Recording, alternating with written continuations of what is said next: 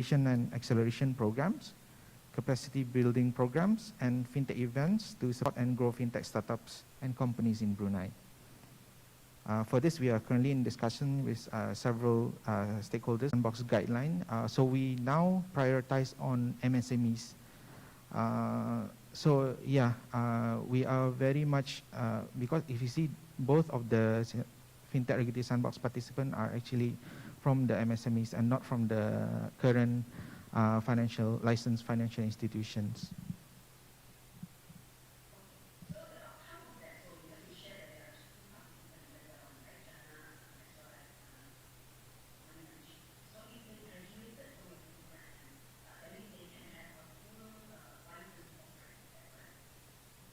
Yeah, so once the sandbox periods has ended, the participant, if they plan to continue their operation, the companies will required to comply to the existing regulations and requirements.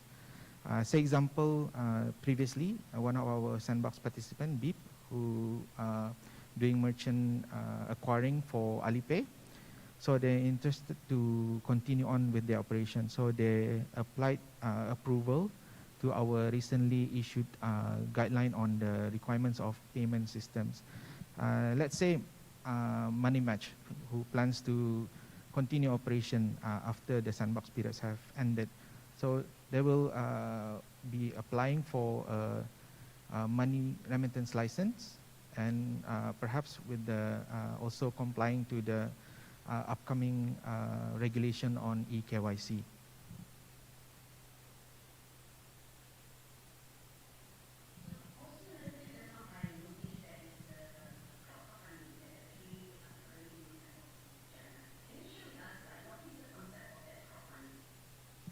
So crowdfunding, if you're familiar with Kickstarter in the US, it's similar concept. Basically, there's two sides. One side is where MSMEs can utilize this platform to get financing, the alternative to the current financing provided by the banks. On the other side, the crowdfunders, for the investors, they can provide this as an alternative source of investment for the general public.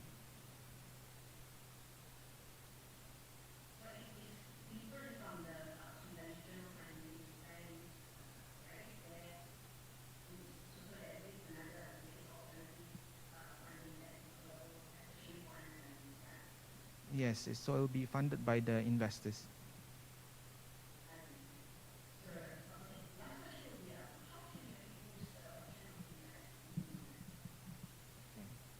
How to increase adoption of fintech.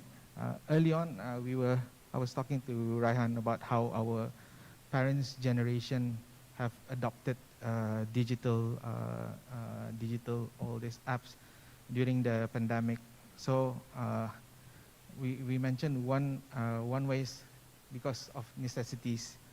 So during 2020, when the pandemic happens, when we slowly to have all this restriction, nearly every day I see on the social media all these businesses are posting that now we are accepting cashless payments, which previously they were established for like maybe even few decades without even accepting digital payment, has transformed to accept digital payment. As mentioned earlier as well by Leonard, from the statistics, there has been a significant increase in utilization of digital payment for the past few years, especially when the COVID pandemic happened. Another way I can think of is probably by providing incentives towards either the consumers or the businesses. To the consumers, it could be monetary or even non-monetary incentives. For businesses, it could be something like what AITI is providing, which is subsidies for businesses to utilize digital services that is available in Brunei.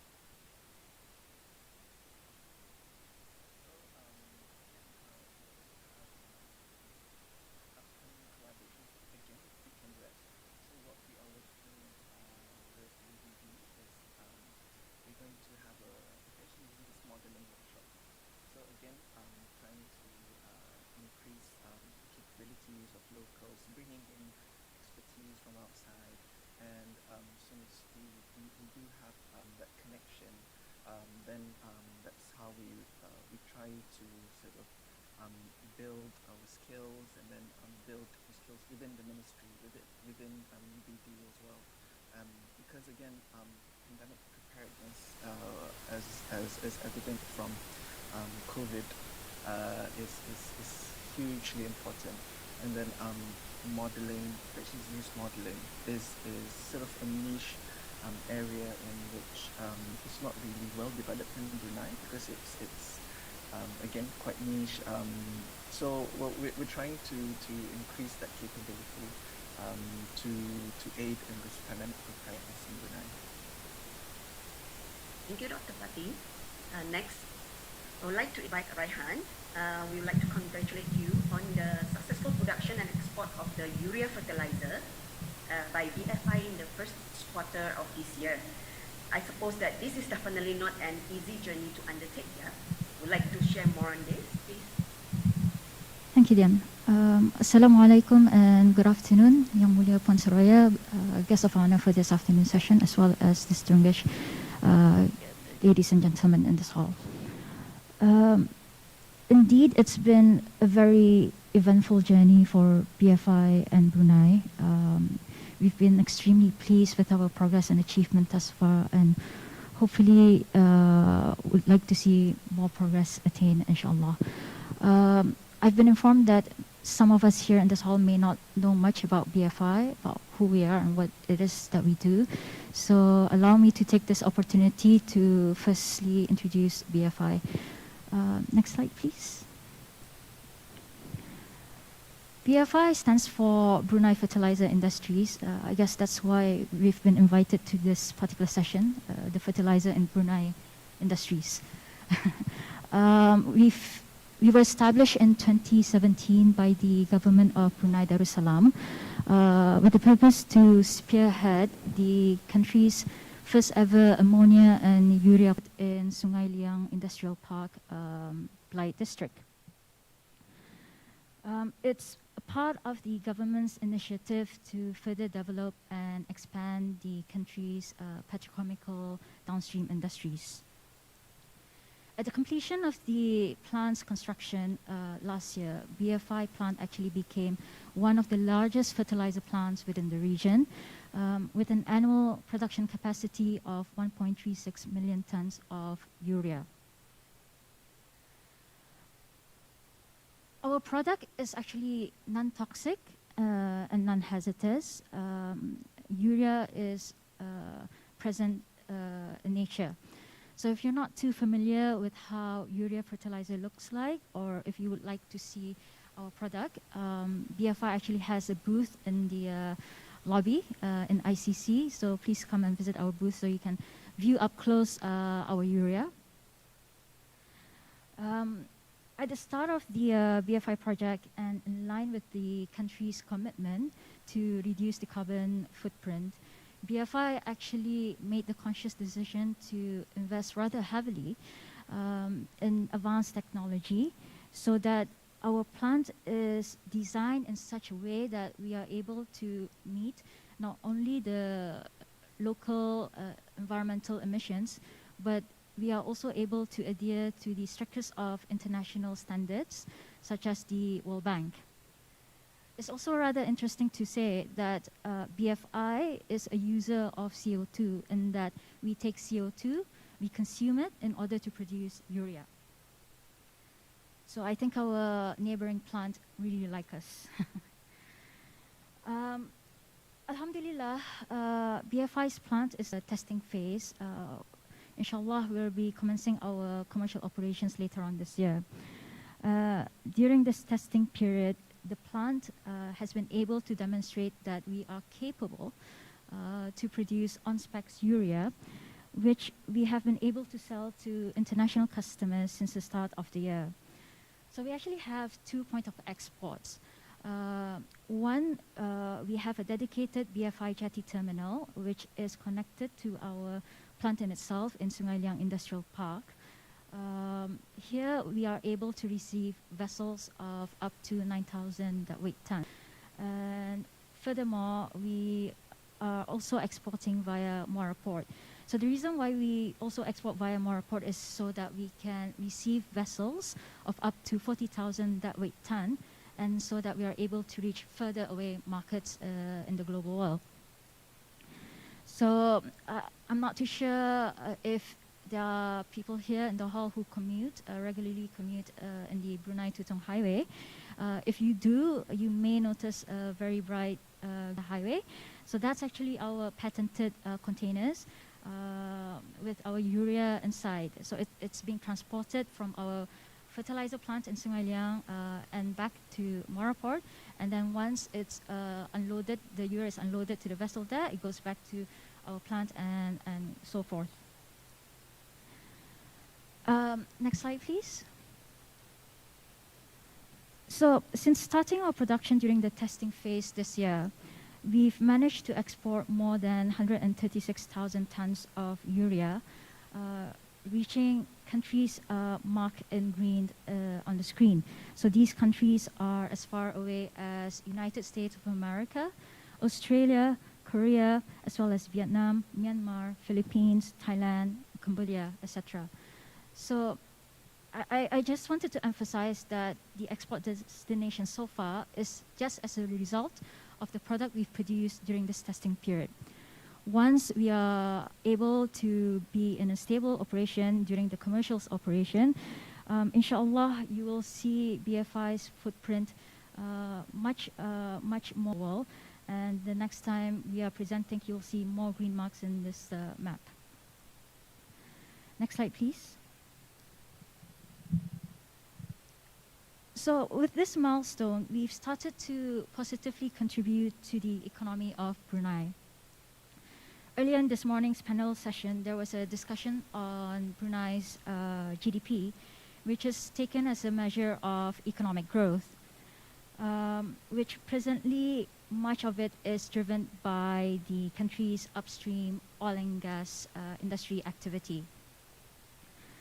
By moving towards downstream petrochemical industries, and this is where BFI enters, new doors to further economic growth will be opened through creating more opportunities for technology transfer to local workforce, diversifying job opportunities, boosting the spin-off impact for our MSMEs, and increasing trade with the country's existing trade partners, for example.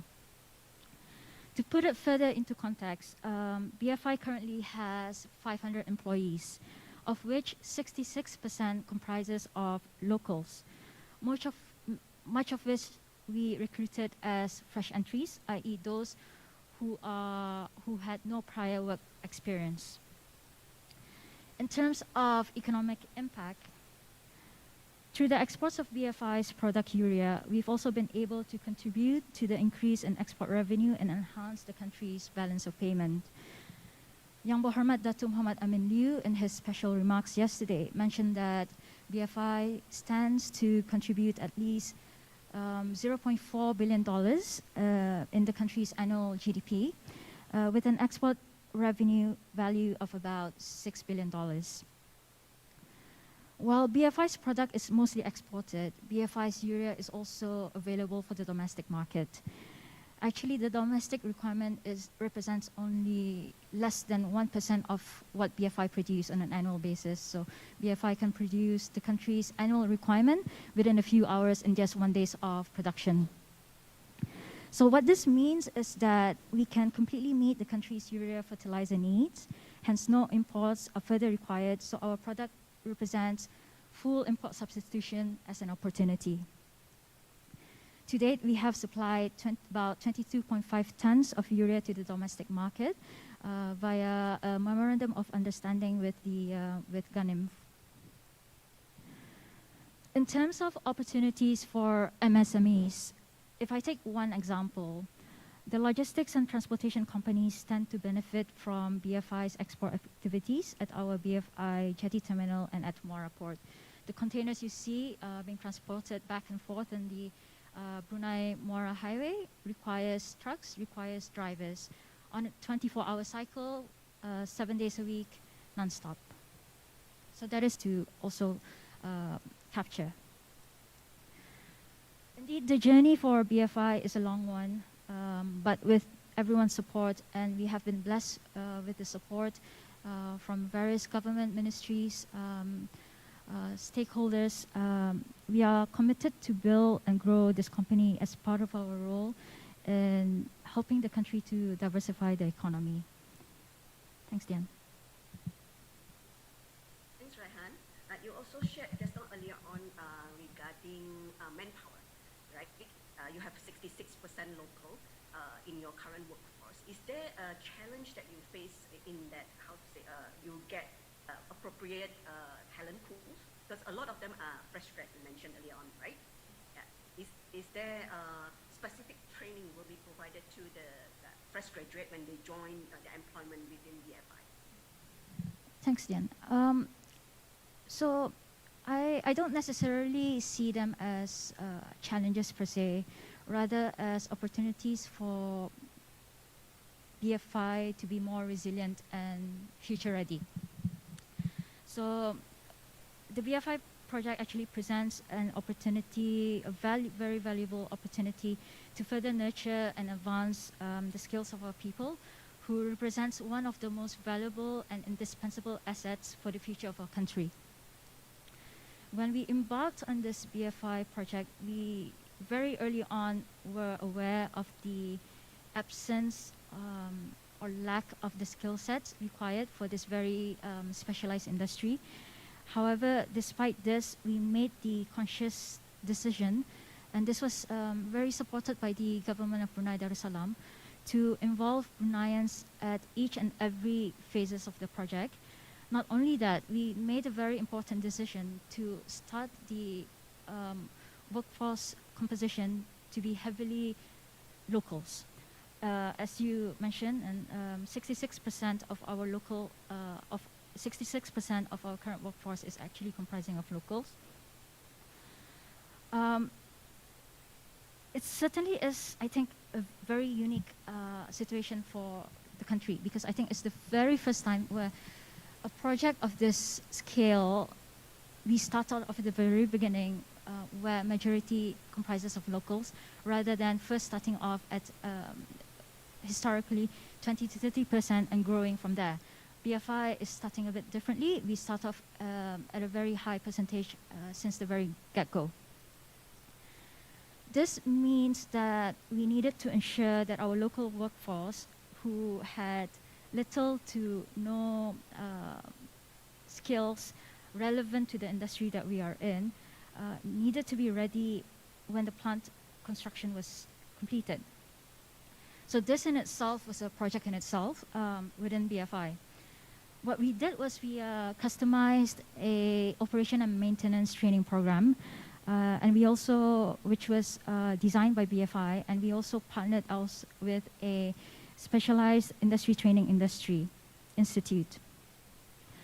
When the program started, we actually recruited 160 trainees of various backgrounds, be it undergraduates, postgraduates, HND, etc., to familiarize themselves in different fields such as laboratory, HSSE, operations, mechanical engineering, instrumentations, as well as other engineering fields.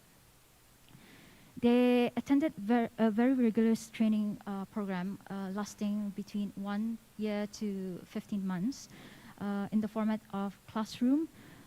They've also attended training in original equipment manufacturer workshops overseas, and they've spent a significant amount of their training in Malaysia for actual time employment with BFI, and they constitute the 66% local workforce in BFI.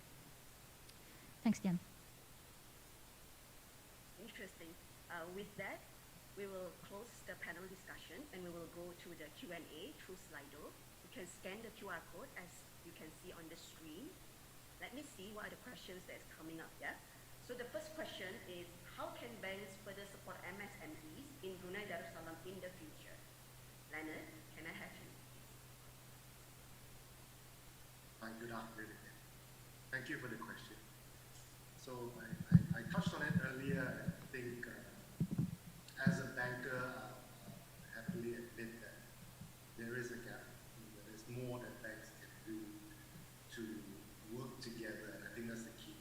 collaborate and work together with SMEs in order to further support the growth. I think it's an area that has significant potential to grow. It's definitely the future for growth in the financial industry as well as the economy.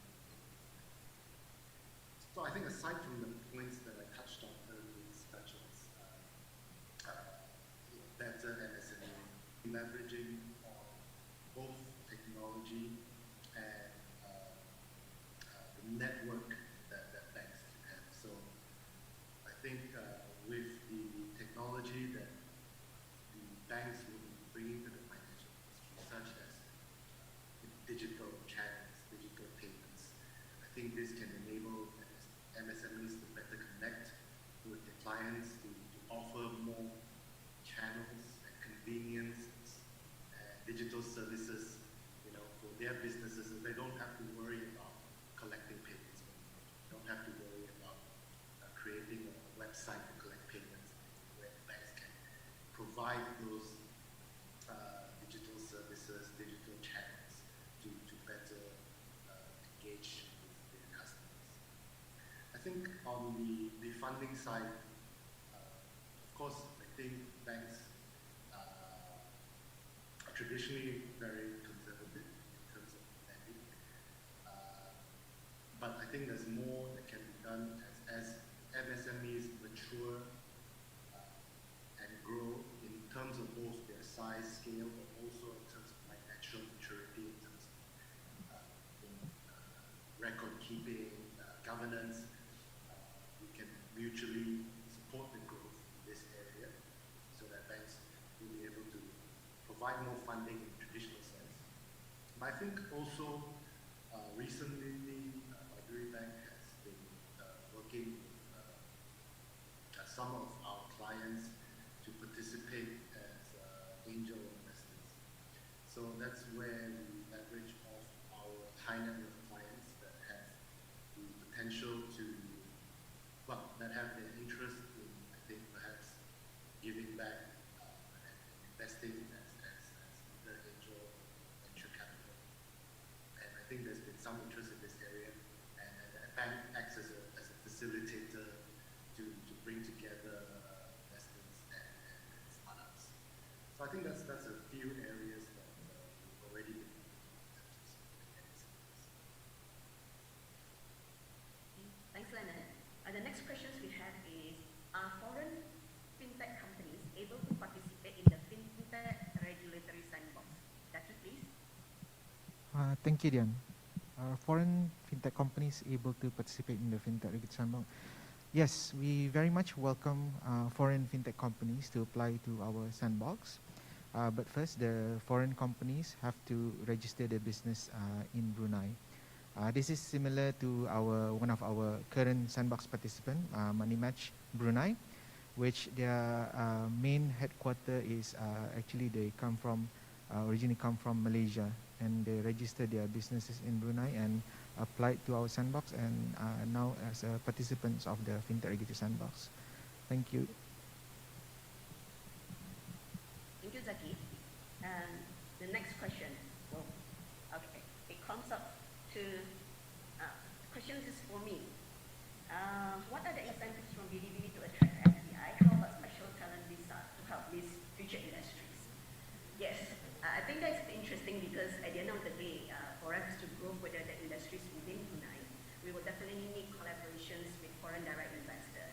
So the likes like if you're talking about Avi is also having that coming up from foreign company actually collaborate with Brunei, and then we will to do the setting up of a joint venture in Brunei. In fact, we help with the getting of the visa for the beginning part, the implementation part of the every technology within Brunei. We get all the expertise to come in, and there is a visa requirements that is provided to them. But ultimately, we are looking to have a FDI rooted in Brunei, meaning employ Bruneian as much as possible. We want to be localized. So hence, this is a short-term measure that we provide to assist FDI to come into Brunei. But subsequently, we would like FDI to be able to go further into that. Yep. Thank you. And next question is, what are the,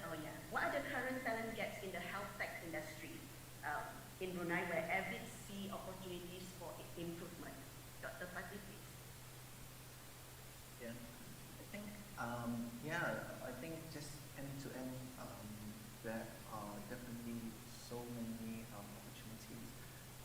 For example, systems analysts, business analysts, um, data scientists, infectious disease specific data scientists.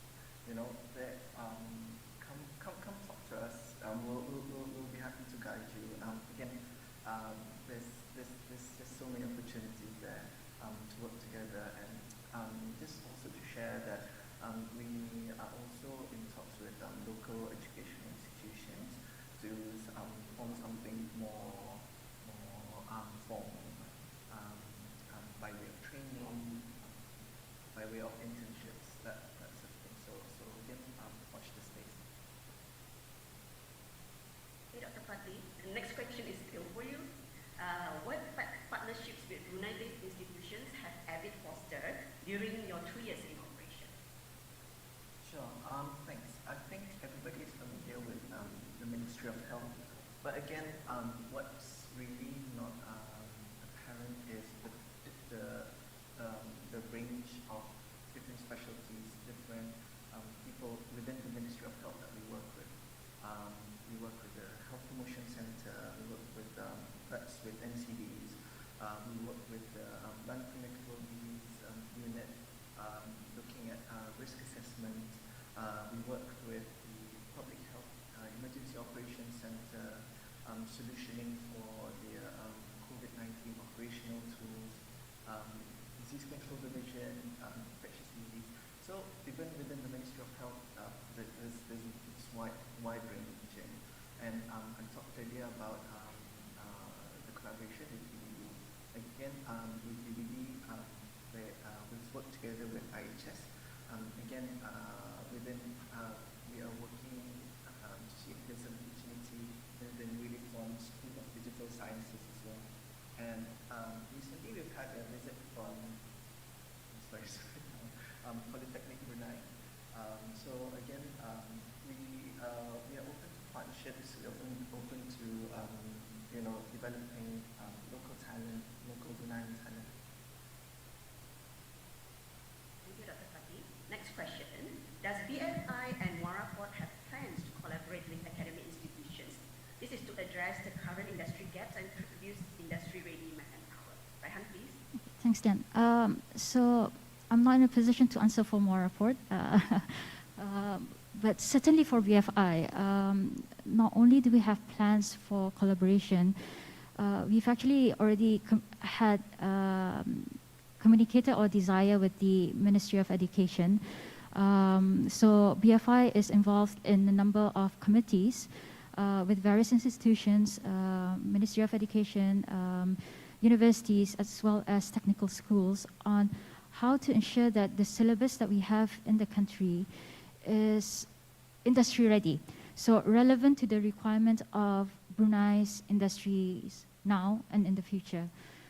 So this is something that would require further discussions and collaborations. We're hoping to delve deeper into this now that BFI's plant is upon its completion, because in that way, what you see when you see in person, it's more relatable. So we're hoping to collaborate further with the various academic institutions and see how we can bridge this gap so that we can produce industry-ready manpower. But if I may, Dian, I'll take this opportunity to further add on my personal thought. Whilst there is a gap in what the industry require and what the graduates can offer, I would also like to see more participation of women in the industry, fertilizer industry specifically. So traditionally, this fertilizer industry is male dominant. In BFI, if I may share our statistics, women represent 22% of our total workforce. It's not actually a grand number if we were to compare with other industries, but Brunei and BFI, with this statistics, we're actually at the forefront of the industry. Because if we were to compare other plants in the world, let's not look at faraway plants, even our neighboring plants, without having to name the name of the plant or the country. women are not involved in actual operation and maintenance of the plant. They're not even involved in shift work. So that's a different case in BFI. In BFI, because I mentioned earlier on, utilized advanced technology, which means that there are tools there to support the operations and maintenance, which means the operations of the plant does not necessarily have to be heavily reliant on brute physical force anymore. So I see at the back of the room some students and some aspiring students there, females. We have a booth, I mentioned, at the lobby. I actually have a process female urea engineer there. Please feel free to come over our booth and have a discussion with us and see whether you may have a career with us. We'd like to see you in BFI and grow with us. Thank you. Thanks, Raihan. Yes, definitely. The key to unlock all the opportunities actually will start with everyone. You, me, everyone will be involved. With that, thank you for joining us today. I would like to hand over back to the MCPs. Thank you. Thank you to our distinguished moderator and panelists for the informative and fruitful discussion, as well as our audience who have been actively participating. Distinguished guests, ladies and gentlemen, we will be taking a 15 minutes break and we will continue the seminar at 3:50 p.m. Thank you.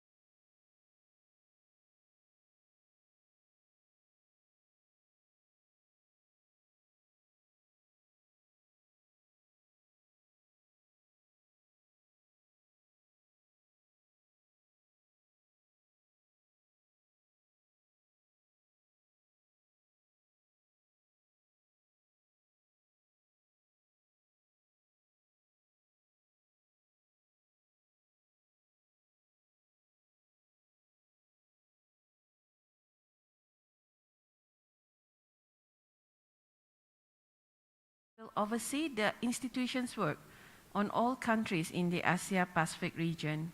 He was previously a deputy director in APD, overseeing the work on several systemically important countries, including China and Korea.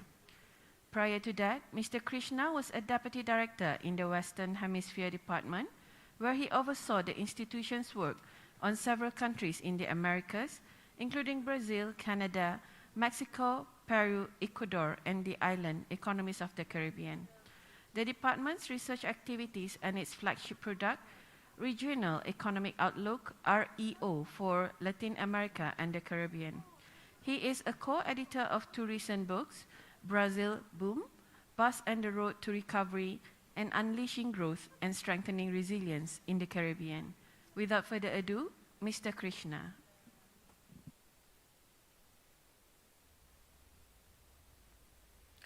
Thank you, Mr. Permanent Secretary, Dr. May Farah Ahmed Arifin, for the honor of inviting me to deliver this keynote address.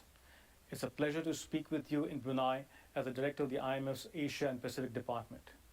I look forward to working with the authorities in Brunei and across Asia and Pacific during my tenure, and to further strengthen our relationship and engagement. In this presentation today, I'll provide an overview of the global and regional factors that are affecting the outlook based on the IMF's latest World Economic Outlook report. And I'll end with some reflections on the need to forge a path forward based on integration and multilateralism rather than fragmentation and isolation. Let me start at the global level. Global economic prospects have worsened significantly this year. Our global growth forecast for 2022 of 3.6% reflects a downgrade of 0.8 percentage points since January and of 1.3 percentage points since last October. The deterioration of the outlook since January largely reflects Russia's invasion of Ukraine and the sanctions aimed at pressuring Russia to end hostilities. Beyond the immediate humanitarian impacts, the war will severely set back the global recovery, slowing growth and increasing inflation even further. The economic effects of the war are rippling across the global economy through commodity markets, trade, and financial linkages. Even before the invasion, a mix of supply chain disruptions and strong demand had contributed to rapidly rising inflation in many countries during 2021, including in North America, Europe, Africa, and Latin America. In many countries, inflation has reached multi-decade highs. Our forecasts for global inflation have repeatedly been revised successively higher, and the high inflation is now seen to be more persistent than initially thought. Let me now focus on how these global developments are being felt in the Asia and Pacific region. After 2 extremely difficult years, Asia is still dealing with the lingering effects of the COVID-19 pandemic. Amid steady progress on vaccinations and with health systems remaining resilient, mobility had returned to pre-pandemic levels at end 2021. In most of Asia, the spike in infections from the Omicron variant peaked in the first quarter of 2022 and have now receded. Thankfully, these infections placed a much smaller drag on mobility than we saw in the region during the Delta variant wave in 2021. The result has been a strong first quarter across much of Asia as the recovery proceeds, driven by manufacturing and a rebound in trade. But while most countries are moving towards treating COVID-19 as an endemic disease, others continue to be heavily impacted. In China, strict local lockdowns have recently been imposed to contain the spread of the virus. This has led to a marked slowdown of the Chinese economy in the first part of 2022. And while border restrictions are being lifted in many of the region's tourism-dependent economies, they are seeing a very gradual return of foreign visitors that heralds a slow recovery ahead. The economic recovery is advancing in Asia, whose growth of 4.9% in 2022 is expected to make it the fastest growing region in the world. But Asia's growth was revised down by 0.5 percentage points for 2022, reflecting the emergence of the Omicron wave and the Russian invasion of Ukraine. Prospects also vary substantially across the region. The downgrade to ASEAN economies is quite small, reflecting a smaller incidence of both these factors. The largest contributor to the regional downgrade is China, and this reflects several developments, including some that are unrelated to the war. As the economic recovery proceeds, and some of the factors that kept inflation low in Asia last year fade, including the recovery in pork stocks in China following a swine flu outbreak in 2019, and a favorable rice harvest that kept food price increases moderate, inflation has started rising in Asia, though it remains lower than in most of other regions. This will aggregate difficult trade-offs facing the region's policymakers this year. I have already discussed how the pandemic is affecting the outlook. I'll now describe the two main channels through which the Russian invasion of Ukraine is impacting the outlook in Asia and the Pacific. The first channel is the impact through increased global commodity prices. This will have inflation effects in Asia. Thankfully, the price of rice, Asia's heavily favored staple, has risen more modestly than the price of wheat on global markets, and this has kept Asian food prices from spiking as much as they've done in other regions. But analysis shows that increases in global food and oil prices generally have strong impacts on inflation in Asia. EMDEs tend to be most exposed to food price increases given the large share of food in their consumption baskets. In contrast, prices in these economies are less sensitive to oil price shocks, reflecting their more extensive use of administered price policies.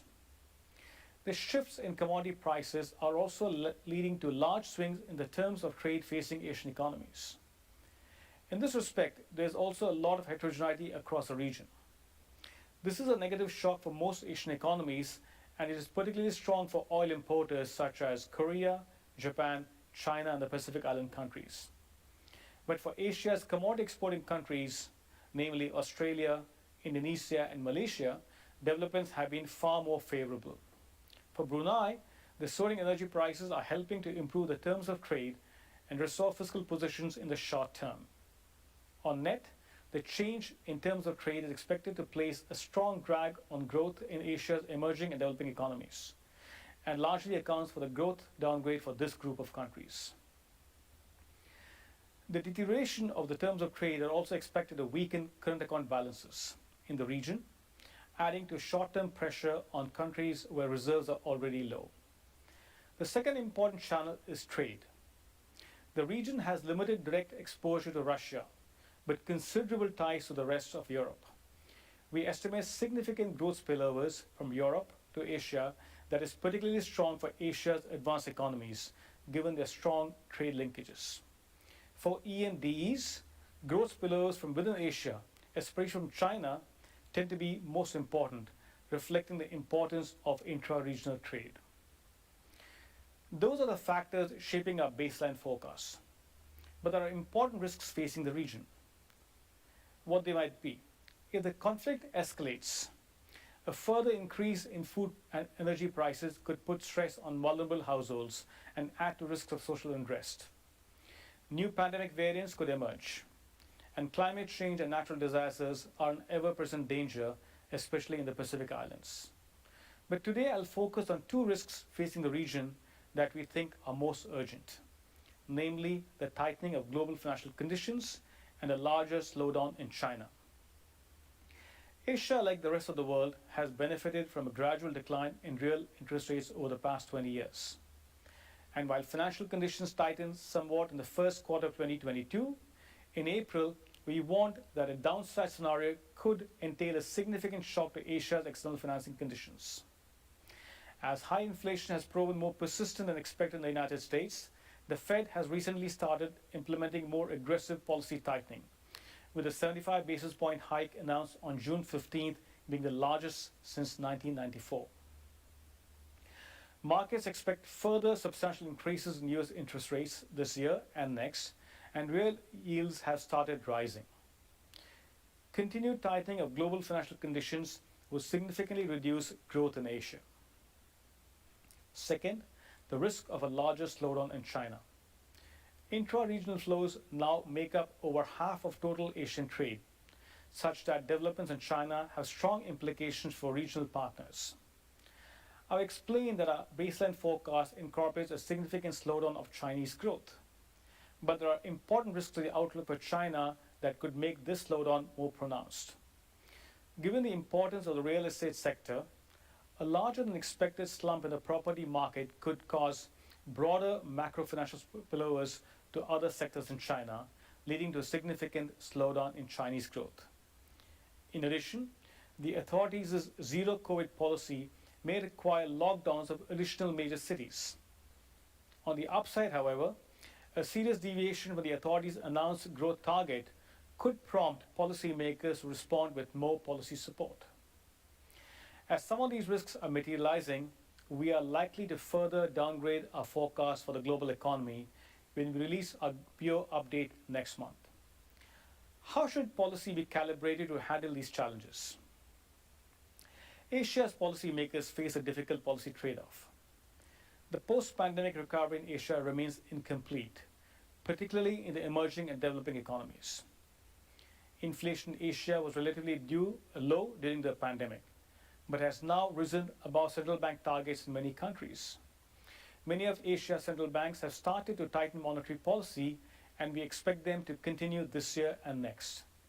However, we expect the size of this tightening cycle to require fewer rate hikes than have been made by central banks in Eastern Europe and Latin America.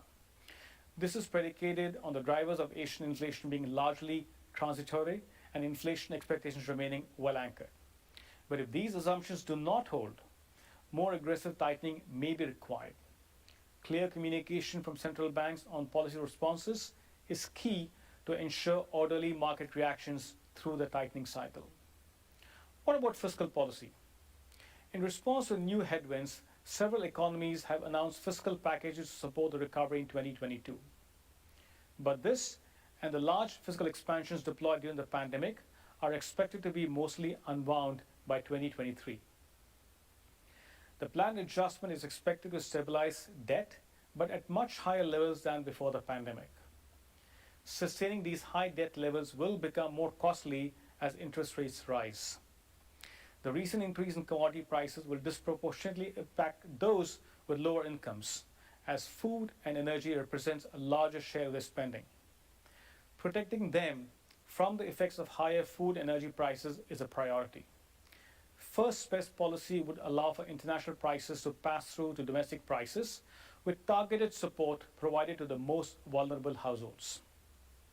However, if weak social security nets preclude such targeted intervention, more blunt policy tools that limit price pass-through may be needed. Such policies should be temporary to preserve limited fiscal space and the incentives for a green transition. Indeed, many Asian countries have enacted policies to limit the impact of rising commodity prices, with a wide range of measures deployed, including targeted cash transfers in the Philippines, temporary reductions of excises in Thailand, and a temporary cut in public transport fares in New Zealand. While responding to difficult short-term policy trade-offs, it is essential to also address longer-term challenges. This is especially important as a pandemic is expected to leave deep economic scars, especially in EMDEs and tourism-dependent economies. To reduce scarring, structural reforms are needed in several areas, such as non-tariff barriers, product and labor markets, and education. Education reforms will be especially important to address the long-term effects of school closures, which were substantial in Asia and the Pacific during the pandemic and are expected to have long-lasting impacts on human capital. Finally, as we look forward, we must resist taking the path of economic fragmentation. As food and fuel prices have risen and geopolitical conflicts intensify, countries are understandably focused on protecting their populations. So far, around 30 countries have already imposed restrictions on trade in food, energy, and other key commodities. Further disintegration would bring enormous costs to the global economy, leading to higher costs and stifled productivity growth. For 30 years, cross-border trade and investment have been key drivers of prosperity, lifting millions out of poverty across Asia. Through multilateralism, we can resist fragmentation and together weave a more resilient, prosperous and inclusive global economy. As Asia's policymakers guide their economies under heightened uncertainty, the fund will be actively engaged through analysis, dialogue, and financial support. Thank you very much. Thank you, Mr. Krishna, for your interesting and insightful keynote speech. Next, we will be listening to our last panel discussion with the topic of facilitating trade, small market, big opportunities. I would like to invite Dr. Muhammad Zaki bin Haji Zaini, Assistant Professor, Faculty of Economic and Islamic Finance, University Islam Sultan Sharif Ali, as moderator for the discussion.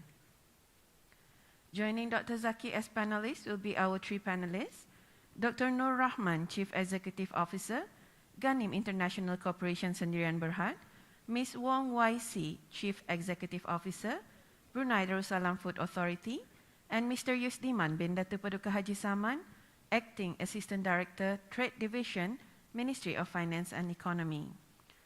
Dr. Muhammad Zaki, currently as the Assistant Professor at the Faculty of Islamic Economics and Finance, University Islam Sultan Sharif Ali Unisa. Throughout his career as an academic, he was previously involved in quality assurance, management of the faculty, as well as research and publication of the university. His research interests focus on Islamic social finance, Islamic economics, poverty, Islamic financial technology, and sustainable finance. Dr. Nur has a broad experience based in diverse range of industries. Dr. Nur is passionate about positioning Brunei in the global food industry and contributing to the Brunei food industry development. Upon joining Ghanim, he undertook an exercise to turn the company around towards profitability and growth, including embarking on renewing the vision, mission, and strategy. Dr. Nur initiated repositioning Brunei Halal Foods as an iconic halal brand and establishing partnerships with MSMEs for the processing of products under the Brunei Halal Foods brand for export markets and supplied products manufactured by MSMEs to several international markets. Ms. Wong YC joined the BDFA back in January of 2021, then as the interim Chief Executive Officer. She is a qualified and registered pharmacist with vast experience in academia as an adjunct senior professor at UBD until end of 2021. In clinical pharmacy when working at Ripas Hospital until 2014, and in the regulatory areas of pharmaceuticals, a commodity that is highly regulated. The BDFA is a new statutory body that was incorporated on the 1st of January this year. It is the competent authority that determines the safety of food, both imported and for exports. Mr. Yusdiman is currently serving as Acting Assistant Director at the Trade Division, Ministry of Finance and Economy, and monitors several trade portfolios including ASEAN, the Regional Comprehensive Economic Partnership, RCEP, Agreement, and Brunei Darussalam, Indonesia, Malaysia, Philippines, East ASEAN Growth Area, BIM-IAGA. Prior to his post at MOFI, he served with the Ministry of Foreign Affairs and Trade and was posted as Second Secretary at the Embassy of Brunei Darussalam in Seoul, Korea, preceded by a post as the Deputy Head at the ASEAN Korea Center in Seoul in 2013. Dr. Zaki, without further ado. Alhamdulillah, thank you very much, our MC, for the kind introduction. Bismillahirrahmanirrahim. Yang Mulia Puan Dayang Hajah Suraya binti Haji Jaidin, our Permanent Secretary, Minister of Finance and Economy, distinguished guests, respected panelists, ladies and gentlemen, Assalamualaikum warahmatullahi wabarakatuh. It seems that a lot of people leaving during their school runs. It's okay. So today's topic would be on facilitating trade, small market, big opportunities. If you look at the economic blueprint, this topic also relates to aspiration number 1, policy direction number 6, aspiration 3, policy direction number 1, number 2, and number 2, and number 4. So it seems today's topic is very, very important. So we're lucky to be joined by speakers who are very relevant to the topic today. So hopefully they can help us to enlighten on how we can go beyond our domestic market. Okay. So on my first left, we have Yang Mulia Dr. Nur Rahman, the CEO of Ghanim International. Then on my second left, I have Yang Mulia Ms. Wong YC, the CEO of Brunei Darussalam Food Authority. And finally, we have Yang Mulia Tuan Yusdiman, Datuk Paduka Saman, the Acting Assistant Director at the Trade Division, Ministry of Finance and Economy. Thank Thank you everyone for joining us this afternoon. So let me briefly explain the drill of the session. So we have 40 minutes, and we're going to allocate 10 minutes for Q&A later on in the end of the session. So for those who want to submit their questions, they can do so during the discussion, so that we don't have to wait for the questions to line up for our panelists. Now, going back to our topic this afternoon on trade, I find this topic to be very interesting myself, especially from the perspective of higher education institutions. So we urge our graduates to be entrepreneurs. We're urging them to be job creator. And it's not only us doing this. I'm sure many agencies out there also doing the same thing. So we have growing numbers of entrepreneurs, okay? But yet for them to sustain and prosper, they have to go beyond our domestic market. In fact, if we look at ASEAN itself, we're looking at 660 million people. We're looking at a market size of US $3 trillion, a big market out there. So we're going to start off with Yang Mulia Nur Rahman to present on how Ghana International can actually help the local MSMEs to go beyond our domestic market. But before Dr. Nur Rahman present, he's going to show us a corporate video of around 3 minutes. So please, Secretary, can you play the video?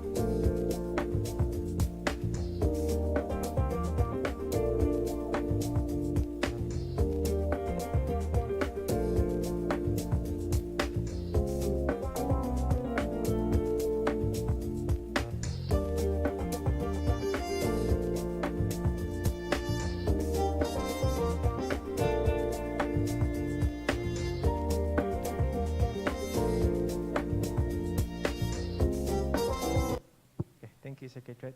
Dr. Yang Mulia Nur Rahman, the floor is yours. Thank you very much. Bismillahirrahmanirrahim.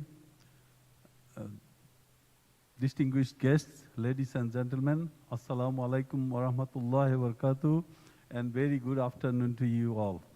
So we are the last panelist for the day. Hopefully everyone is wake up, so you're not sleeping. So hopefully we will be making it interactive. If you have any question, we can answer that later. So we wanted to show you this video just to show you that what is the exciting things coming up in Brunei for Ghanim International there, and also as a nation, as Brunei as a country. So we'll talk about that, our BFID and our manufacturing plant that is coming up very soon, inshallah. But before that, we just want to show you what we have been doing as a Ghanim International, as the government link company, what we have done so far, and what is our plan to support our SMEs in future, inshallah. Next slide, please. So Ghanim International, who we are. So we are a 100% Brunei government-owned company, established in 2009 with the objective of diversifying the economy, supporting the local SMEs, and grow our food industry to play a major role in developing the food industry in the country, and developing food products under Brunei Halal Foods brand, supplying to local market and also to international market. So as you can see, Dr. Amin used to be our chairman, and then followed by Dr. Manaf. Now Puan Pengran Jeti is our chairman. Next slide, please. So our vision is to be an iconic halal brand in the world that will excel through innovation and virtue. So it's an ambitious vision that we have. Inshallah, in future, that's what we want to be in future. I don't want to go through in detail. Next slide, please. So today, we have 5 brands. In 2000 and up to 2016, we used to have only one brand, which is Brunei Halal Foods brand. Over the last few years, we have created these brands with the help of our board and as the nation demands. So we came up with the, obviously Brunei Halal Foods is there. BFID, Brunei Food Industry Development is another brand that we have created. Junction Retail Store, as you know, that we want to create the entrepreneurship development. That is also to support the local SMEs, to grow the SMEs into retail sector. Obviously, BLPC, when the COVID started, we started Buy Local Produce campaign. We will support the local producer. It's not just the manufacturing SMEs. We support the local retail SMEs. We support the BLPC producers as well. And Ganim Brunei, some countries do not probably may not like the word halal, so we want to create as a brand which is Ganim Brunei. So countries like may be sensitive to the word halal, so we have created that brand as well. So next. So these are the 5 major activities in the slide, as you can see. We have got processing, packing, and SME support as well, which will be happening in BFID. We are setting up this BFID facility in collaboration with DARE under the Ministry of Finance and Economy. So in Salam Bigar, inshallah, it will be ready in the next couple of months, and we can go and trial production. As we can have identified, we have identified that there is a serious need of a manufacturing facilities where SME can really go, do their product trial, do their research and development, and also commercially manufacture. Our SMEs are very small. They don't have capability to pack products. They don't have capability to manufacture in a larger scale product. So this BFID will really help in that sense. Obviously, BLPC, I already explained, Junction is our retail entrepreneurship development program, and Brunei Halal Foods, we already continue to develop product in Brunei through SMEs and supplying to local and international markets. Next slide. These are our objectives. I don't want to go through all of them, but mainly our objective is to support SMEs, import substitution product, develop the product that is import substitution, and also export growth, and also create the food security for the country. The next slide, please. So this is another slide showing that how we operate. So we have got trading wing, we have got retail, we have import of different raw materials, and export as well into different markets. As you can see, we have got ASEAN, we have got UAE, Bangladesh, China, Japan. We are already exporting to Dubai. We have, alhamdulillah, it's good to let everyone know that our products in Carrefour supermarket as we speak. So we have got more orders coming up. So these are the real things that we are trying to help the SMEs. As I said, the products that we have exported to different markets, all these products are manufactured by local SMEs. Also, we want to open our Junction retail outlet into international markets as well. At the moment, we have got total 150 SKUs, but 70 active SKUs in the market that we are supplying to local market, and some of them are going into international market. Next slide, please. So this is about BFID, which we believe that will be a game changer, not only for Ganim International, it will be for the SMEs of the country, it will be food industries as a whole for the country. As we have purposely built this factory, alhamdulillah, this is going to open up the opportunity for the SMEs who can come, do their research and development, and also can create their product and commercially process, pack, export ready or supply to local market. So these are the lines that we will have in our BFID, a multi-purpose room, line 1, which is dedicated for only SMEs, mainly for the SMEs. SMEs can come and use this facility with a small rent, a very flexible and reasonable rent. And canning and retort, so this will support our local food security and import substitution and also increase export. Also, we have got frozen processing. We have got snacks and noodles line as well. Next slide, please. More importantly, as you can see, that this will be international standard facility, so we will be able to utilize this facility for exporting. This slide shows that how we want to become an aggregator as importer and aggregator for export as well. So obviously SMEs require support for importing raw materials, packaging materials, and other things they needed for the production. So we want to, Ganim wants to become an aggregator of import, and also we want to become an aggregator for export. As I said, we are already exporting products that are manufactured by SMEs. So in future, SMEs can have their own product under their own brand, and we can facilitate them, and they can go smaller or larger volume with us. Okay, next slide, please. So this is our collaboration, how we are going to engage with SMEs in future. So DARE will participate in this program as well. So DARE, in collaboration with Ganim, together we will be supporting SMEs in this project. Next slide, please. So these are some of the products we are already doing, and some of the upcoming product will be coming very soon, inshallah.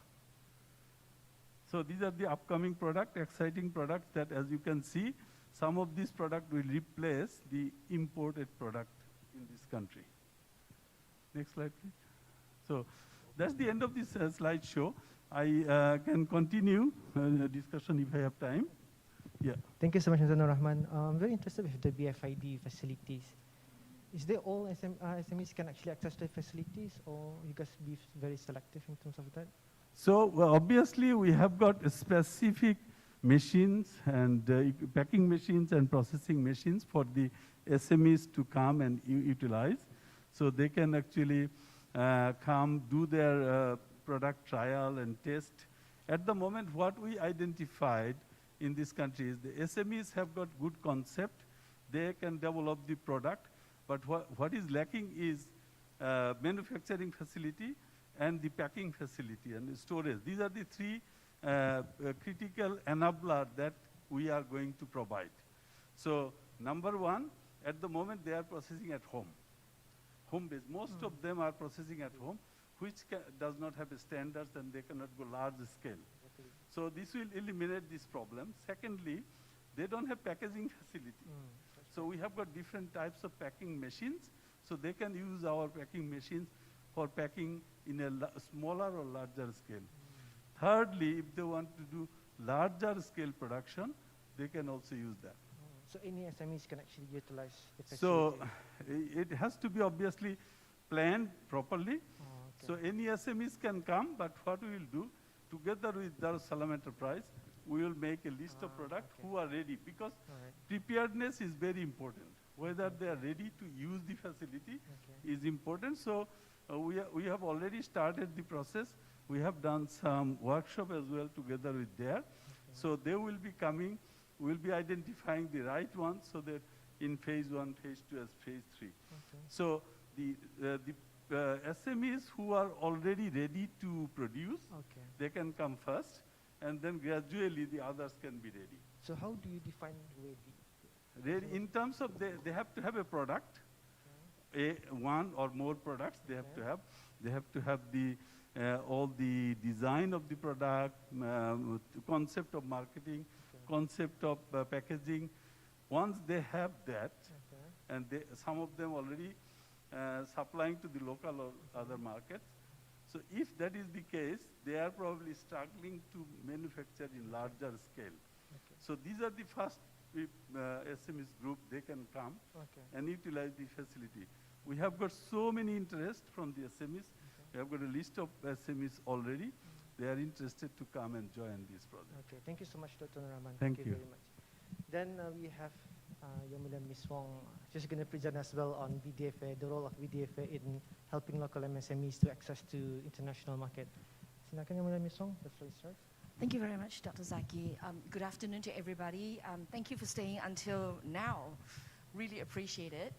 The BDFA we're the baby of Food Authority. We are the baby of State Board. We were formed last year, 1st of January 2021, when the BDFA order came into force on the 31st of December 2020. So, next slide, please. So these are the laws, the legislations that at this moment in time support our work, right? So we have the BDFA order, and then the Public Health Food Act, and the Wholesome Meat Order.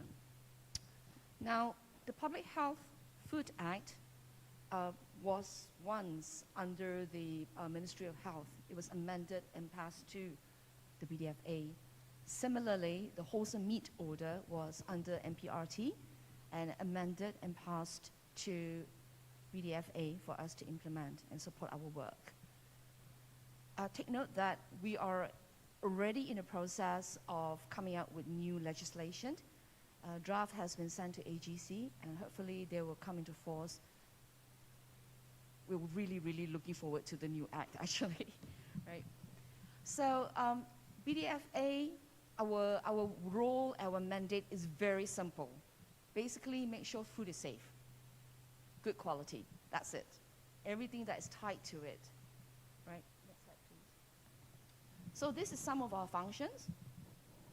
We have to make sure that the food that we have imported into the country, or if we intend to export out of this country, they meet requirements or standards, right? In this regards, we work with MSK, and we have committees where our people are there we come up with specific standards. For food that we actually don't have a committee as yet, we will refer to the Codex Alimentarius Commission, which is under the UN's Food and Agricultural Organization. They actually make sure that there is a food standard for people to follow. So we make sure that food that's imported in the country, manufactured, stored, distributed, and exported meets all these characteristics of cleanliness and safety and quality. So the work of BDFA is wide-ranging. You know, we're not talking about importing and exporting only. It's also those people that operate restaurants, you know, the home bakeries, the garages, right? The supermarkets that sells vegetables, of produce and stuff like that. So it all comes under the remit of BDFA, as long as it is food, right? So what we have to do is we have to assist these businesses, wherever they may be, to actually make sure that they adhere to the standards that we will be coming out with, or existing standards of safety and quality. Next slide, please. This is just pretty much what we do at this moment in time to support what our powers, right, and our functions. We have to have a very robust system of food safety system, right? So with us, we actually have enforcement, what we call compliance unit, where they will be actually going out into the field every day, actually. They go to the borders, they take samples from shops, they take samples of imported meat, samples of vegetables, just so that we can be assured that what you have on your table for dinner tonight is actually good and safe, right? So our team of compliance officers do go to restaurants as well, and people do complain to us about safety problems or issues, and then we will go do inspection. And if there is what we call a food incident, like if there is... Shall we leave now? Seriously? Thank God we don't use them. Shall I continue? Okay, silakan. Oh, okay. It's like, oh, They're just teasing I was you. going to say Saved by the Bell. This punya statement is released. Where was I? Oh, if there was a food incident like we had recently, my team of compliance officers will actually investigate as well if there was any problem. You know, is it because from the source of the food, or the source is from the food handlers? So this is all our work. Next slide, please. You know, all these, the powers and the functions that I've listed here, is actually very explicitly detailed in the BDFA order. So, you know, a law doesn't actually, usually the law is very broad in terms of what is said, what it says you should do. But for the BDFA, it's so explicit, right? You have to make food safe for everyone in Brunei and for everybody out there as well. So now I'm very glad that Dr. Nuraman highlighted and informed everybody about BFID. In terms of medium and small enterprises, yes, one of the issues is they are all doing businesses from home, they manufacture from home, and it's kind of difficult for them to adhere to standards, right? So with that facility available, you know, things like the ISO 2200, which is on food, and then the HACCP, which is the Hazard Analysis Critical Control Point certification, that will actually take care and manage issues that may be related to standards for food, right? So we're really looking forward to that. We've actually known about it since last year, right? So we're working closely with them as well. In terms of supporting businesses, I think we have to create a lot of awareness. You know, a lot of people come to us and say to us, well, we've always done it this way. Yeah, things done this way doesn't mean it's the right way, right? The world is changing. People are getting more knowledgeable. There is higher expectations of safety. So we have to meet that expectation and beyond, right? The BDFA is a competent authority, means that for trade, countries who import from us will expect the competent authority to verify that the goods, the commodity that is being exported has met standards of safety and quality. Okay? So we have to run through a panel of tests when they do export, and we are the one who actually sign off on that. Now, just want everybody to remember, food is a necessity. It's something every one of us eat. It's a sustenance that nourishes us, that helps us grow. So I think it's important that we have to remember that what we put into us every day will actually nourish us and not harm us. So with that, I thank you for your attention. Thank you so much, Ms. Wong. Just one question, Ms. Wong, like with the many BDFA requirements that need to be complied by the local food businesses, how do you strike balance between doing so and at the same time promoting ease of doing business and not to have a negative impact on trade? Right. This is a question that we are always trying to ponder as well. You know, we do not want to make it so restrictive that businesses find it difficult and just give up, right? But I do have to remind everybody that everything that is new is actually difficult, always difficult. But once you get over that hurdle, it's smooth sailing. Just to let you know, we recently, and this is with Ghanim actually we worked with, right? We have a manufacturer who wanted to export to another country. And this is not us that is wanting a problem or anything. You see, the importing country actually sent like a whole stack of documents for us to inform them that we have the laws and the rules and the regulation in place and the inspection and compliance in place to make sure that whatever we export from Brunei to their country is actually safe. So I think this actually, here I take the opportunity to remind everybody that every country has a food agency, right, or equivalent, a food authority, a food agency, or an equivalent Ministry of Health that looks into food. So they all want to make sure that the food that goes to the country is safe, and they will have requirements, and you have to meet that requirement. Now, if we are only making food for the importing country to be safe, even more so, we have to make sure that the food for all of us are safe, right? So you don't have to, there's no double standard, it's just one, no? We make sure food in Brunei is safe, therefore, obviously, exporting out of the country is also safe.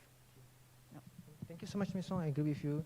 I think we only have like 10 minutes left into our discussion. So let's go to Yang Mulia Tun Istiman. Early on, we have learned from Yang Mulia Dr. Nur Rahman as well as Yang Mulia Ms. Wong, especially on the food industry. But now let's go in general. How does businesses in general can actually leverage on FTAs as well as policies to access to international market? Bismillahirrahmanirrahim. Assalamualaikum warahmatullahi wabarakatuh. Thank you, Dr. Zakia. Since I'm the last panelist here, I will be very, very brief lah. So let me just get straight to the crux of the issue lah. The topic. So what is an FTA? I think banyak orang dah tahu juga what is an FTA ni, Perjanjian Perdagangan Bebas. So in general, let me just say that in a nutshell, FTA is an agreement between two or more countries on an obligation that affect trade. So under FTA ni ada three core elements. One is the trade in goods, trade in services, and investment. For the purpose of today's meeting ini, I've tailored this presentation. I don't have presentation slides with me, tuan-tuan dan puan-puan, sorry. But for the purpose of this afternoon's presentation, I've tailored this presentation for business people. So do we still have business people in here, tuan, before I know? I don't see hands up, but it's okay. But just pretend you have a business. We have? Okay, thank you, sir. So let's go for. Okay. Thank you, the big businessman. Thank you, sir. So as mentioned today, the three core elements. So now let's look at trade in goods, which is the main element yang selalu kada tanya. Apatah FTA ni? Apatah dunia? So the trade in goods ini, the main tool of trade in goods ini is the elimination or reduction of tariff rates. So how does that benefit our businesses? So let's say Malaysia, with a tariff rate of 10% for a certain product, let's say kasut lah, kasut. Brunei produce kasut for $100 FOB value, we send it to Malaysia. Without an FTA, the effective price of kasut in Malaysia, our kasut in Malaysia will be $110, right? 10% of 100, yeah, $110. But with an FTA, for example, yang ada masa ni, the import duty in Malaysia is 0%. So the effective price of our kasut in Malaysia is still $100, which is the same as the price that we pay here. So basically, with an FTA, it gives our products a chance to compete with the local products yang ada di Malaysia. Because Malaysia, I'm sure they also do produce kasut Jopa. I need just an example. So let's say their kasut cost $105. Without an FTA, our kasut di sana will cost $110. Lebih mahal. So let's say barang-barang ni they are substitute substitute product. Of course, people will buy the Malaysian kasut rather than Brunei kasut because kasut tani itu RM5 lebih mahal lah. With an FTA, kasut tani $5 lebih murah. So basically, our kasut are more attractive. The price will be more attractive in Malaysia. So kena balik lah. And then colleagues, sirs and madams, we always have this question. Yang orang bisnes selalu datang bertanya, ya, ada FTA juninya, kenapa ini 0% ini? So I think this is a misunderstanding.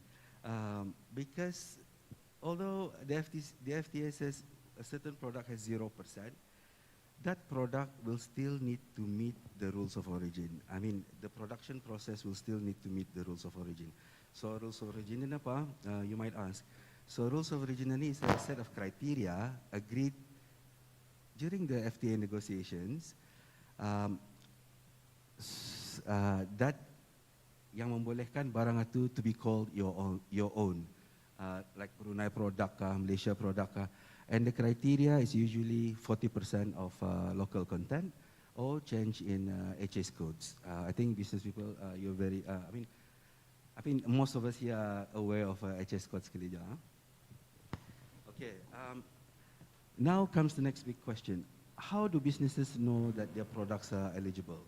So for this one, Tuan, apart from reading the legal text of the agreement, which is panjang lebar itu, we also invite you to come directly to our office. We call it the CEO office, which is located at the lobby of Mofi Building. For an exporter, nanti kami ni sekarang will give you a form that we call MCS, Manufacturing Cost Statement. So from the form ni sekarang, we can assess whether your product is eligible or not for a certain FTA. Once we find you eligible, we will also have to go and visit your production facilities, your production house, your factories lah, just to ensure that the production process is really done at your. Bukan kami tidak percaya, tapi we just want to see lah, mengambil gambar apa. So once all those processes are done, you can then apply for a CO. So I just want to highlight here that for every shipment of exports under the FTA, you need to apply for a certificate of origin. So registration one time only, and then you apply for a CO for every shipment. The whole process of registration, we will try our best to keep it down to 7 days usually. Also, just want to add here, I mentioned today FTA, it has the sort of power to eliminate or reduce import tariff.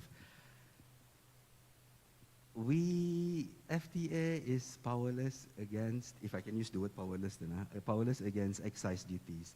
Excise duties are also a sort of duty that is applied by countries. But apparently, excise duties are allowed by WTO because of its non-discriminatory nature. And then also there are non-tariff measures. I think Dr. today already mentioned that there are certain standards or phyto and phytosanitary measures that we need to meet if you want to export to other countries. So these NTMs, non-tariff measures, will still be there. The requirement will still be there regardless of whether we have an FTA atau tidak, because it involves safety and safety lah basically itu, no? So I just want to highlight that. Sekarang takut orang salah misunderstood yang kalau ada FTA tu tidak payah meet the NTMs. No, we still need to meet the NTMs regardless of ada FTA atau tidak. Okay, now comes to the FTA. Currently Brunei Darussalam is a party to 9 FTA. As you know, ASEAN, ASEAN-China, ASEAN-Japan, Korea, India, Hong Kong, Australia, New Zealand, and also a bilateral with Brunei, Japan. And the latest one we have is RCEP. RCEP is widely seen as the largest free trade arrangement that covers 2.2 billion people, or 30% of the world's population. You see here that alone, we are 400,000. With ASEAN, we are 655 million people. But with RCEP, we have access to 2.1 billion people. So in this regard, Trade Division under Kementerian Kewangan ini encourage all businesses to have a look at this FTA, study the benefits, and take advantage of the opportunities that they provide. If you have any question, please feel free to come to our office. As mentioned today, at the CEO office, lobby floor of Kementerian Kewangan and Economy.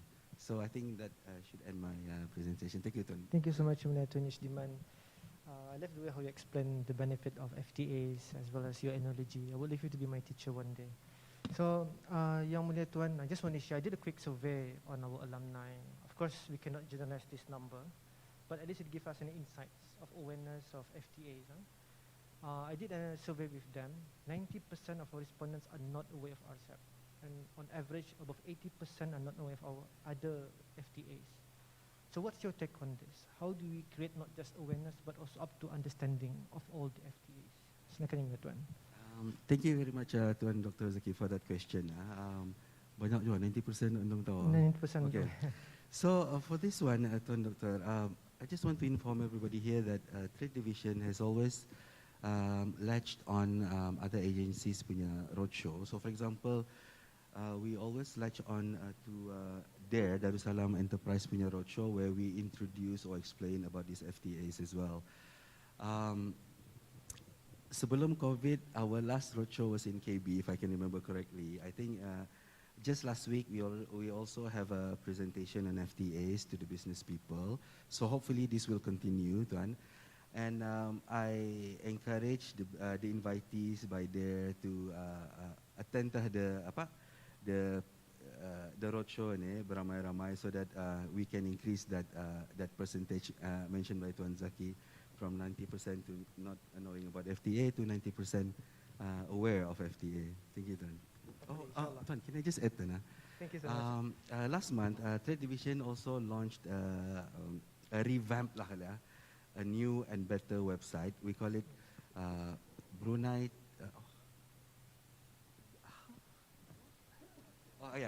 BruneiTrade.mofi.gov.bn. So lagi sekali BruneiTrade.mofi.gov.bn. So dalam website ini you can find all with regards to the FTA. Not only just general information, but also terkandung dalam itu list of barang-barang yang kena hapuskan atau kurangkan ia punya import duty ini. So it's a detailed website. So please have a look at that website. Thank you. Thank you. Thank you so much, Tuan Estiman. I did visit the website myself. It's very detailed, very comprehensive, and most importantly, very user-friendly. I think in the website they even explain how to become a first-time exporter. So conclusion to Mofi, well done.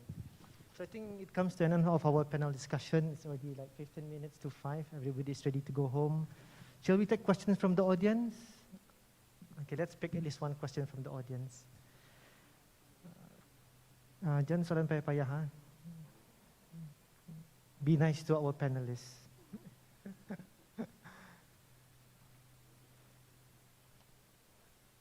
Okay. BDFA. BDFA, are you ready to answer the question? Okay. I'm not sure why that screen doesn't work. Okay. The first one. Business complained that the process of clearing their imports in terms of food safety, etc., took too long, which affected the freshness and also sale to the public. BDFA. Thank you for that question. When we talk about food that is being imported, we have to understand, or we have to know, before I can answer that question properly as well, I have to know what type of food are we talking about. Are we talking about fresh produce, meaning vegetables or fruits? Are we talking about, is it meat? Are we talking about processed food? And then have all these, because freshness suggests it might be produce or meat. Okay, I'm just going to assume that it is. Right. So yes, I think yes, businesses do want things to be fast. They want things to come in, and then tomorrow they can put it, on the shelf for sale, right? But my understanding of food importations and permits with meat is that it has actually 4 tiers, right? The first tier would be the Bahagian Kawalan Makanan Halal, BKMH, right? Then there will be also the MPRT, right? And then there will be custom. Custom actually is the last tier. And then there will be BDFA. So businesses will apply to these 4 agencies, then it will approve the permit before the custom will then clear the items. I think if I can take a guess, this must be talking about the fact that for meat, BDFA actually wants the meat to be tested and sampled and to make sure that there is not a high level of microbes growing on it before we allow it for sale. Now, imagine you are eating meat that has a lot of bacteria growing on it. You don't want that, right? People turn around and say that, well, yeah, but we cook our meat. But you know, a lot of you who have steak likes it rare. All right, you have the steak tartare that is not even cooked, and it has bacteria growing on it. Yeah, I know, I heard a few yak there now. So exactly, you see? So that's the whole point about why we're doing the tests. But we do understand that we have to facilitate businesses. And just last week, we have introduced a new process, new program, whereby we are allowing meat importers to sell their meat without waiting for microbiological results. Right? The reason why we're introducing it now and not last year is because we now have a 1.5-year history of information about all the meat that has been imported into the country. Right? The track record, we are able to gather information and data already. Because of that, we are therefore happy to say that, okay, you know, these businesses, they can, the moment that their meat is imported in the country, and we have sampled them, we don't have to wait for the result of the microbiological test, they can be authorized for sale. We had our stakeholder engagement last week. There are some conditions before for businesses to participate in this program. So they appear very excited about that. So I hope it will make meat or fresh produce enter the market faster rather than they actually have to wait. I wouldn't say that it does affect the freshness, because if it's not fresh, that means it's not safe to eat. So I think that question, I'm picking faults of the question, obviously. Right? Would you eat unfresh meat? So I would just jump to the second question. Okay. Okay. You're quite popular today. So we have a second question. So this is the last question for today. What certification does BDFA issue for exports, and does it overlap with export-related certificates that MOH or MPRT issues? Right. Thank you for that second question as well. I forgot to say just now that the formation of BDFA actually has is take on duties. It's a fusion of some of the duties of MOH and MPRT. We are still a baby. We're still learning to walk properly. So there are certain functions that are still not with us. Now, for MPRT, if it's you're exporting aquatics, I mean like prawns or fish or whatnot, it's still not with BDFA. It still stays with MPRT. But if you are exporting canned food, processed food, which was anything that was under the Ministry of Health before, is now with BDFA, right? So what does the BDFA certify? We have the Export Health Certificate that we certify. So we have businesses recently and since last year as well who are exporting out of the country. They will come to us with their test results of their processed food. And after looking at the test result, we will certify that it is indeed of good quality, indeed it is safe for sale, and we will issue an Export Health Certificate. Depending on the countries, depending on the importing countries, some countries will want to have what we call a certificate of free sale. Now, certificate of free sale is actually quite good in a way, I think, from the importing country's side, because it just proves that this product is not only made for that country. We actually eat it in Brunei too, like the ganims, like your keropok, we sell it in Brunei, right? And then when we export it to Dubai, we give them the certificate of free sale. So they are assured that, you know, you're not only making this for us, you don't care about us, you know, your Bruneians are eating this as well. So I think it's a double assurance kind of thing. Yeah? So anything that was done by MOH before is now done by BDFA. With MPRT, anything that is related to aquatics is still with them, right? But everything else is with us. Okay. Okay, thank you very much, Ms. Wong. I hope it answers your question. So we have 2 more questions. Can I entertain 2 more questions? Is it okay? All right. This is the most voted one. So be prepared, Yang Mulia Tuan Yusdiman. How can RCEP benefit our MSMEs? Can I see the question? How can RCEP benefit our MSMEs considering other countries are major exporters for manufactured goods where Brunei is not? Thank you, Tuan Doctor. So, the beauty of RCEP, it allows for accumulation. Let's say the existing, let's take example of the existing FTA dulu, FTA +1, ASEAN Japan, let's say. Kita ni mengambil our input from China.